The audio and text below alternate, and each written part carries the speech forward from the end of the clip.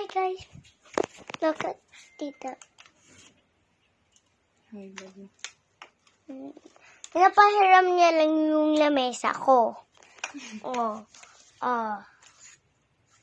Kumari si kanya lang. Ako naman ang pinaka-first na ganyan. Pinapahiram niya lang. Ay, hindi pala. Ako na una inakuha yan ngayon. Pinapahiram niya lang. O, tapos? Huwag niyo na yun pansinin, ha?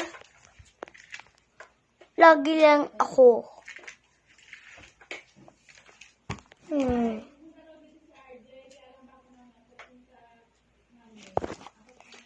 Narinig niyo yun?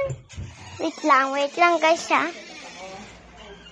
Utusan si RJ na bumili ng Bulkasil, yung pinakamaliit lang na sachet. Diba? Nautusan, Tita Bina. Bulkasil na Si sachet. Tita Velus. Tapos, ano yung dun sa bubong.